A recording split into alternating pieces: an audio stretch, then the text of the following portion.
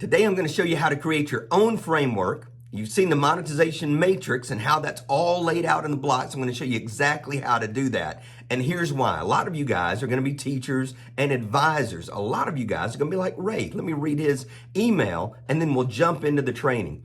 He says, Paul, I feel so blessed. Thank you for the straightforward insight. I just thought of what you have been teaching us and declined to spend $2,000 on a growth conference and flat out refused to pay $10K for a coaching certification. Wow, I've come to believe with your help that the 40 years I have invested in this field certifies me quite well. I couldn't agree more. As Alan Weiss often says, who certifies the certifiers, right? And I'm not saying that training is not important. I'm not one of those anti-education, anti-school people. But when it comes to consulting, when it comes to advising, when it comes to teaching online, your experience qualifies you. If you want to go out and learn a skill set and understand how to build websites better, fantastic. But what I want to show you today with the framework is that it can become the anchor of all the advice you give, of all the products you create. That way you've got something you're constantly pulling from so that you know exactly where your people are in the process. And so what we'll do in today's episode is to lay out a framework. And then in the next episode, we're going to take each individual block, or actually we'll take one block, and we'll expand it to show how to take that one content piece and turn it into its own module. So today, it's the overall method for creating a framework that you can constantly pull from, give advice from for your coaching, for your teaching, or for individual products. So let's get started. So when I begin to build a framework, I'm usually thinking about the number of boxes that I want to have. And in this example, we're going to use fitness. And these principles apply to whatever your niche is. And certainly you can email me at freeonlinecoachingclub@gmail.com if you got questions about the matrix, the framework that you're building out, just to see how it aligns. So overall, let's just say that I'm in the fitness industry, I'm in the health industry. And so what I'm going to do is, before I even name the matrix or anything along those lines, I want to just outline it. And you can make this as complicated as you want. You can certainly take as much time as you want. I tend to look at things through a very simplistic lens. And so let's just outline what it might look like.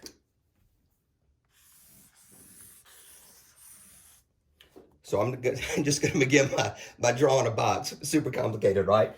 And let's say that I'm going to have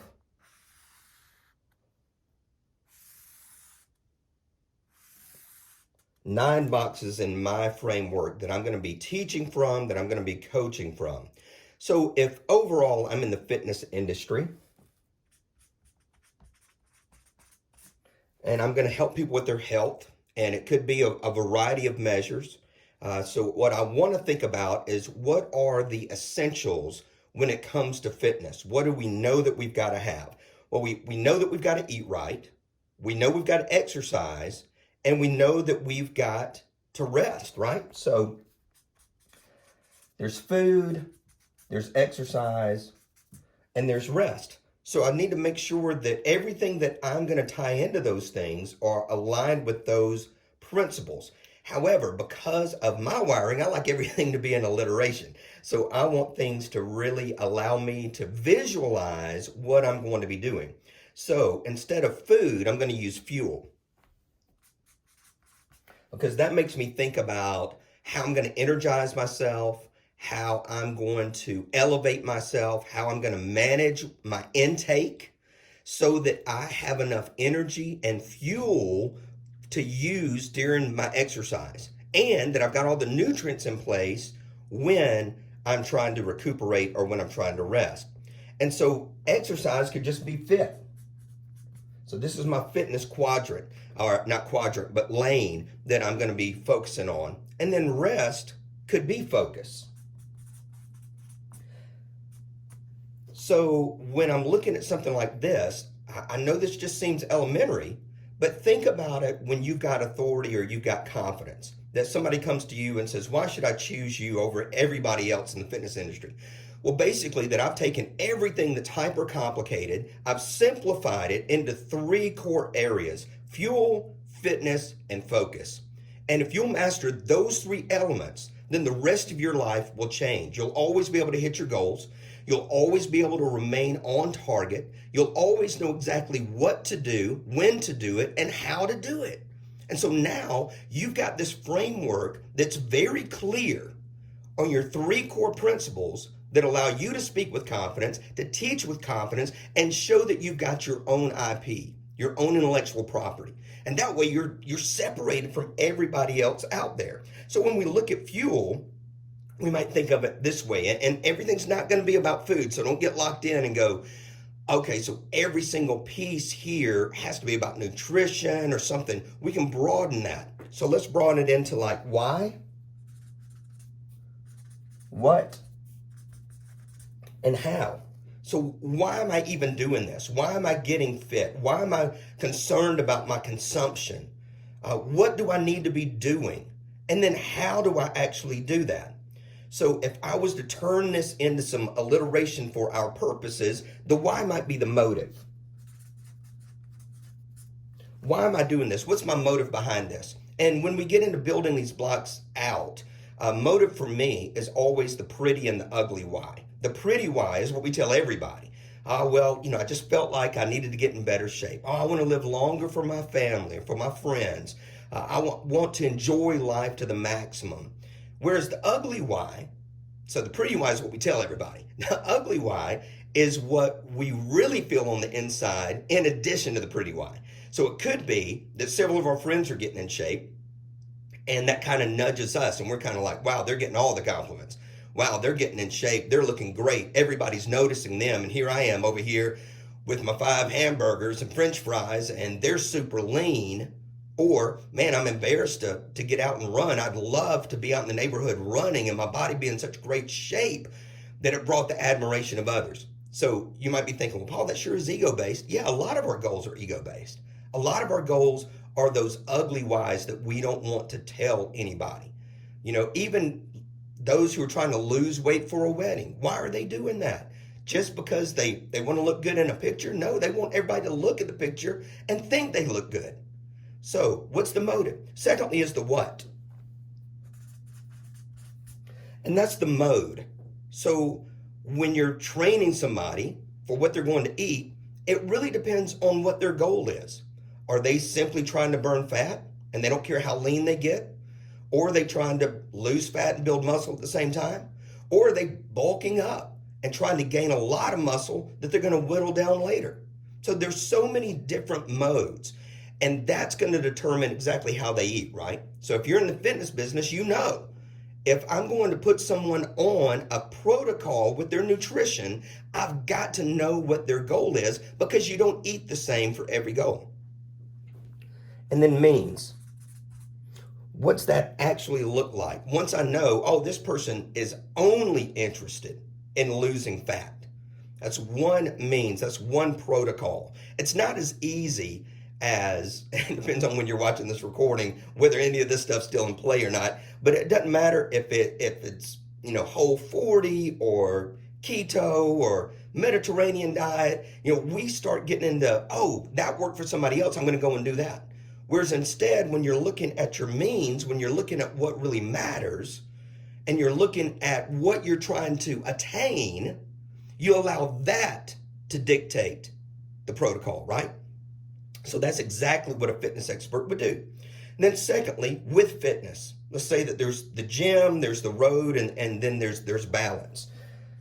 So gym, road is to me like cardio or, out running or walking or hiking, and then balance. So when I'm looking at this, these might be workout, knockout, and timeout. So I might be teaching somebody, hey, here's your workout that I put together for you. You're going to be working out Monday and Tuesday, Thursday and Friday in the gym to reach X goal. All right, so then road work, knockout. Here's the cardiovascular you're going to be doing. Here's how many days you're going to be running. Here's the intensity level of that. And then balance may be timeout. Here are some stretching protocols.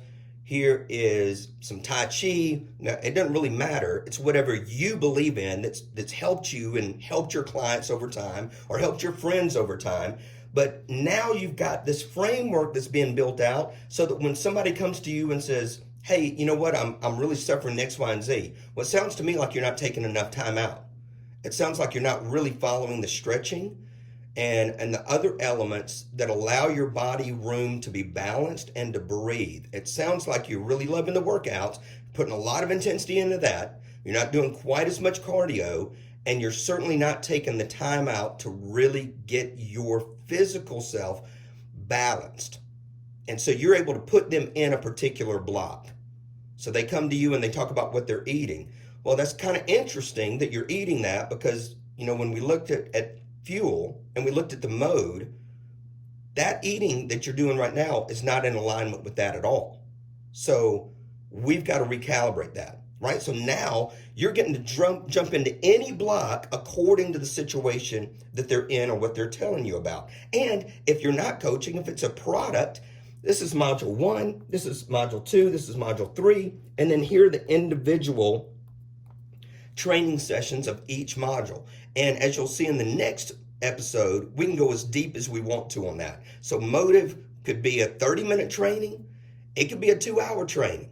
So I'll show you how to get there with that type of layout next time. And then focus.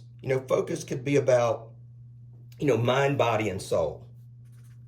Mind, body, soul. So this is really about getting back this rest time, and actually rest is going to be under body, but time to really refocus ourselves, because you can't work out 24 hours a day. Maybe you're doing an hour a day, and your meals aren't going to constitute a lot of time either. So most of your time is actually going to be in focus. So with the mind, you may teach people to resist the negative thoughts, resist the lack of discipline. Resist laying in bed in the morning thinking, I just don't want to today. I don't want to. And so you train them under the mind section, under the resist section, how to stay strong even when they don't want to, and get that mental fortitude. Then with body, it's all about rest. How much sleep do they need? How much just downtime should they have? Do they need, after a workout, 10 minutes just to lay down, let the body breathe, before they refuel, right? So rest, and then finally restore. And this is going to depend on your own focus or faith or whatever, and you're welcome to bring your faith into it. I don't think that's negative at all. Will there be some people that don't align to that? Yes, but then there's other people who are like, if that's a person of faith, I'm definitely interested. Or it could be that restore is all about taking the time to read, taking the time to listen to a podcast, taking the time to listen to some soft music, some things that allow our body just to rest, to resist the negatives of the world, and be restored both in mind, body, and in soul. So there you go. There's a build out of a framework. Is it perfected yet? Nope, because I sat down this morning and knocked this out in about 5 minutes. But you could see how it could work, right? So somebody comes to you, they're in your program, and they say X, Y, and Z, and you go, you know what? It didn't seem like you're really taking time to restore yourself. It seems like you're really focusing only on your workouts and your knockout and a little bit of time out, but you're really not taking the time to restore yourself. So you get to drop into any of these particular blocks. If you decided, hey, I just want to write a book on it. Part 1 is fuel, part 2 is fitness, part 3 is focus. Chapter 1, 2, 3, 4, 5, 6, 7, 8, 9. So you got 9 chapters of a book, 10, 11, 12 if you do an intro into each one of the modules to the left. So this can become your entire content piece. You write an article for your website. You might choose the rest block. You might choose the mode block. So this is a continual content method for you to pull into all of your trainings, all your reports, all of your articles, all of your videos, whatever you're doing. Your framework ends up being the core of everything. So when we think about the monetization matrix, what I've really just shown you is the bottom of the matrix in the middle when we talked about products. This is really how you create a product. Next time, we'll see how to dive in deeper and really map out the content to a greater extent so that you could actually teach it. So this is really product, and it's also the way that you as an advisor would pull from your product to coach from it, to advise from it, to consult from it. So let's go all the way back to what Ray is doing in heavy duty repair services consulting. You know, I don't know that field very well, but you could easily build out, I'm sure after 40 years of experience, Ray could build out this left side, and he could have 9 boxes, he could have 12 boxes, but this is what he goes into companies with, and this is what he uses to either turn around their company, to make it more productive. And then every time that one of the CEOs calls him and says, hey, Ray, I'm really having this problem, but tell me more about it. Yeah, it sounds like that you're really missing block 6. And you know, in block 6, what I've taught is X. So what I'm gonna need is X, Y, and Z to make sure that I've got proper alignment with what you're saying, and then we can reach in and create a protocol for this particular type of problem. All right, so there you go, guys. Overview of how to build a framework. Again, next time, we'll dive into a couple of these blocks, go deeper, and show you how to create even greater content from it. Hope this was helpful, and as always, success is not an accident. Be blessed.